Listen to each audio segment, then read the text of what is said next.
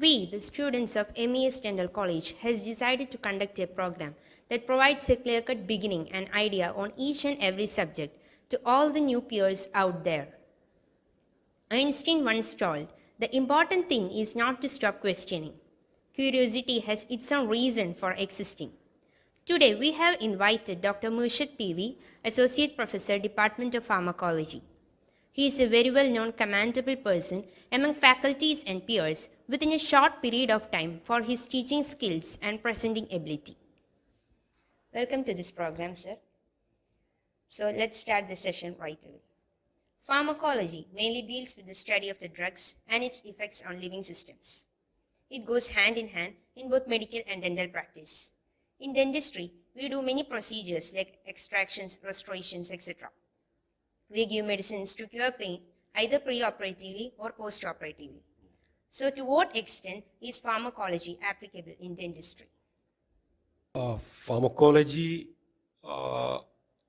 goes hand in hand in both medicine and even in dentistry, because you know that you cannot separate the dental practice as a separate entity from the medical. It's a part of the medical practice. So definitely then pharmacology is there, as you already said, like extraction is there, many dental procedures. So definitely there are pre-operative sessions where some of the major cases are done with anesthesia, or a minor one is with local anesthesia, or if a simple pain, usually which is managed with NSAIDs, as you know, well, like ibuprofen or diclofenac.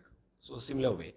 And of course, the infections are there, which is actually managed by appropriate antibiotics. So everywhere in dental practice, pharmacology is inevitable. So it's always hand in hand. You cannot separate it from the dental practice or the medical practice. So it is there anyway. And maybe in some of your areas where the prosthetics are mainly involved, where the pharmacology may have less importance, but definitely you cannot avoid the pharmacology there also, isn't it? So this is how the pharmacology goes like that. Okay. Secondly, sir, as each of the drug has its own property to cure the ailment, besides it also has many adverse effects too. Sir, is there any scientific method to address the public these side effects of any medicines? There are a lot of misconceptions about this allopathic medicine, so-called. It is allopathic medicine, or sometimes people refer as English medicine. Okay, so this is actually as far as the allopathic medicine is concerned, when you compare the other alternative medicines, we have a well-documented system. See, when you say paracetamol causes hepatotoxicity, so it's well studied. You know, like so much of gram, so 8 to 9 gram or above that per day, it can cause liver toxicity. It is well documented. And sometimes what happens, one in incident of condition or incident, 1 in 10 lakhs, which is also well documented. So when you give this drug to a particular person, okay, so this is like you can anticipate, okay, 1 in 1 lakh or 1 in 10 lakh, whatever. So like if the specific case is reported, you can say that, okay, this was well studied, either during the clinical trials or even after. See, once the drug is marketed, the study is not going to stop there. It is being further forwarded to another 10 years. And it is usually called as post-marketing surveillance. So the studies are still going on, and you know that like many drugs maybe sometimes withdraw from the market. Even after available in the market. See, sometimes you know that Vicks Action 500, it is actually phenylpropylamine, which actually was marketed for the cold as a cold remedies. But later we came to know that it contains or it causes or increases the risk for the stroke in normal healthy people. So that such documentation process is there from the inception of the drug. Okay, when the drug is introduced into the human being as a part of clinical trial, and when it is introduced to the human being as part of the medicine or as a part of the treatment. So this is an ongoing process. So documentation procedure is there. So the advantages, in fact, it is, I would consider as a beauty of allopathy, because it is all documented. Okay, so that's how allopathic medicine or the modern medicine is differ from the alternative medicine, or at least the drugs which are used in this modern practice, medical practices, differ from the alternative medicines. Thirdly, sir, when a new drug is launched, even though it has gone through multiple clinical trials, still many contradictions exist in the society. So what can we do, sir, to prevent this negative impaction on the society and to promote the global acceptance? The question says actually there is something called perception bias. See, have you heard about this perception bias? Perception bias, I would explain with a simple example. Like, suppose if you want to study the effect of smoking in human beings, and like you may come to a conclusion or hypothesis that smoking can cause cancer, lung cancer. And to study that, you may conduct a cohort study, an observational cohort study for 10 years or 15 years.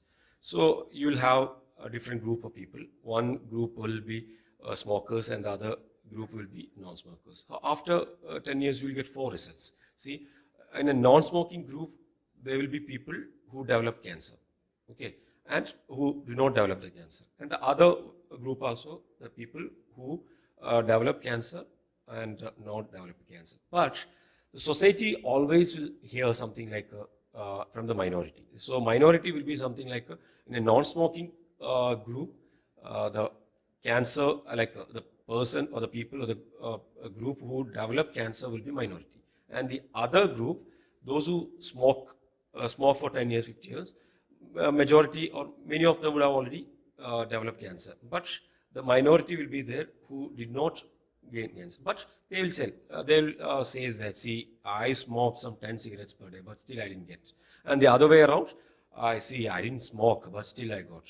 So people propagate these two, whereas the majority is there. So it's all perception bias, and people would like to propagate such news. So this is what actually. So there are a lot of resources, and all to know the appropriate use of medicine.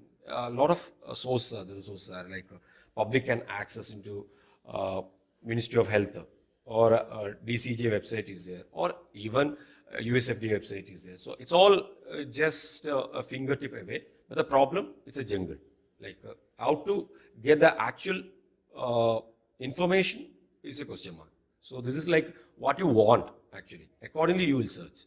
So that's how the things are connected. So now, I'll be asking a question as a new student to pharmacology. As we all are new to pharmacology, memorization of drugs has still become a nightmare. So, is there any technique to memorize the drugs, sir? Viewpoint of a teacher. Basically, when you start learning in a second year dental courses or the graduation courses, BDS course, usually will have hardly 10 to 12 months. And majority of the topics which is covered in the MBBS curriculum, it is there. Okay, even dental students need to read everything.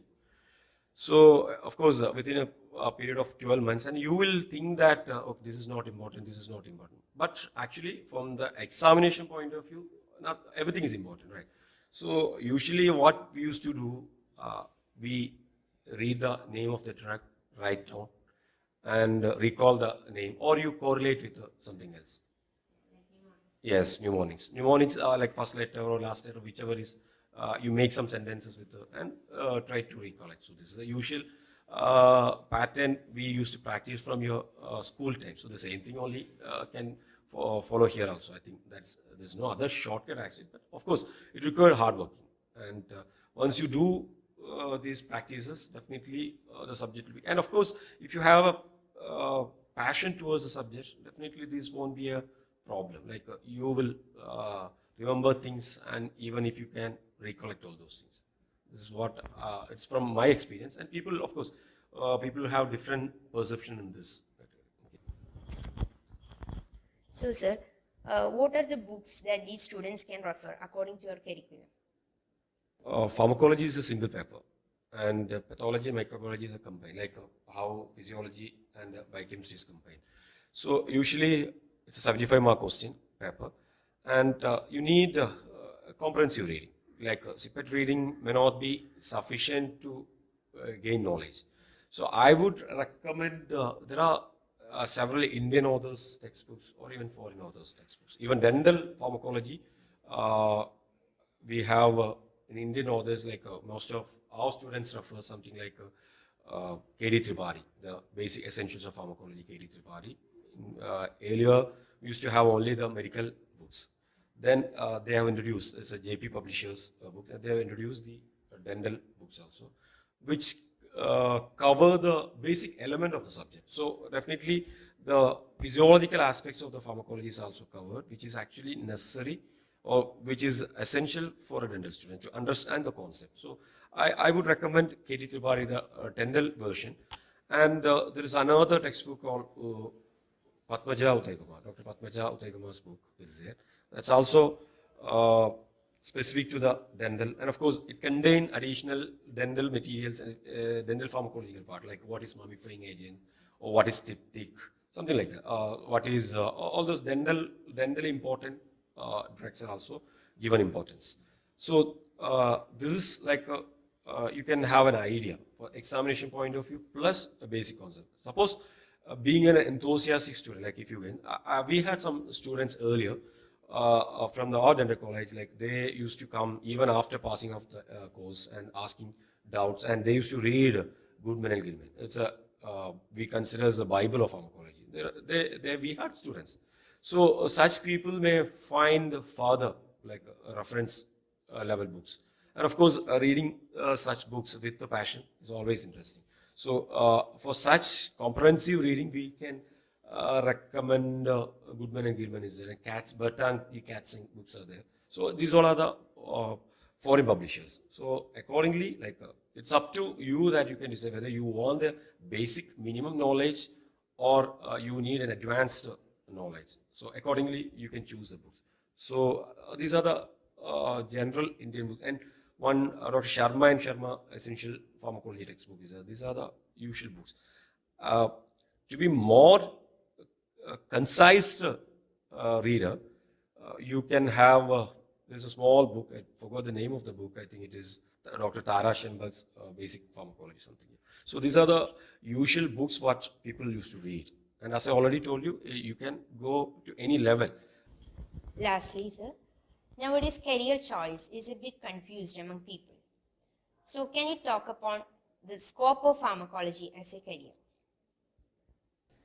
Pharmacology, basically, you can consider as a subject, and you can master with various branches. Pharmacology itself, clinical pharmacology is there, pharmacometrics is there, and pharmacoeconomics is there. Different branches are there. All right.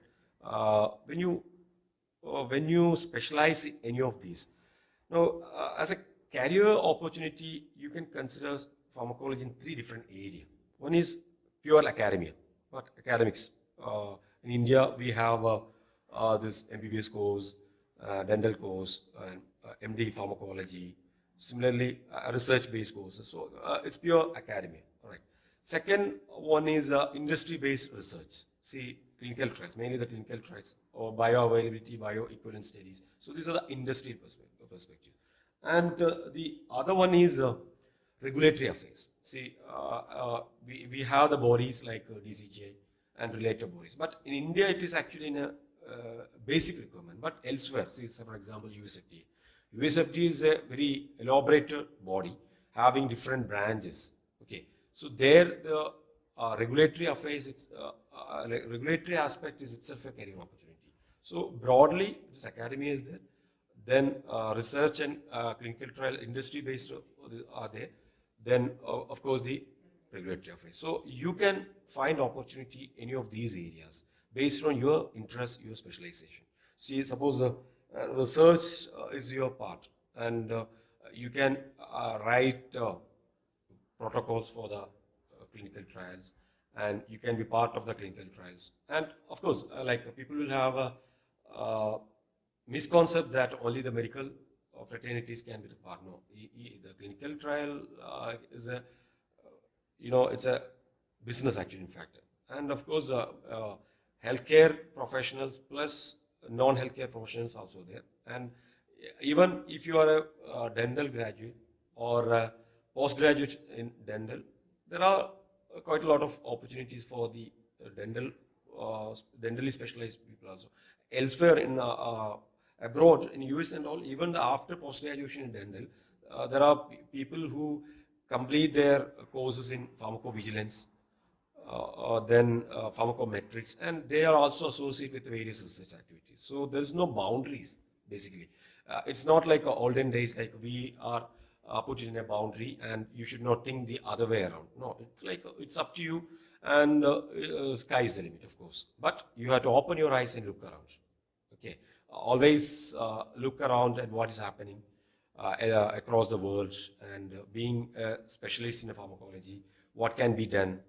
So initially it may not be promising. It's as in the case of, like, if you, after completing your graduation, when you start your career, sometimes what happens, you may not be satisfied. But as the days goes and you gain experience, and you will have potential opportunities, like your thought process will change, and you may think that, okay, I need more experience or more exposure, so you may think about better. So as, like, it's all like ultimately what exactly what you feel, like, it's all about the passion.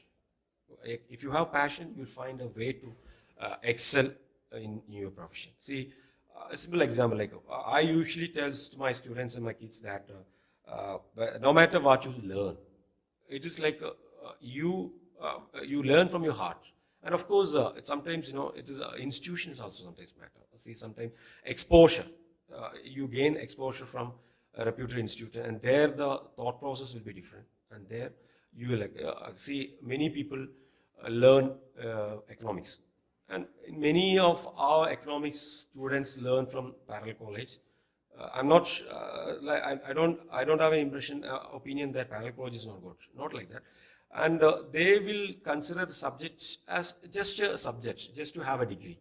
And think about our former Prime Minister, Dr. Manmohan Singh. He was also an economist, and he can decide things from the perspective of the economics. So economics is a live subject, and we will always think that it's all theoretical aspect. No, it's completely practical. So no matter what you learn from the experts, and learn from your heart. This is actually my experience, in fact.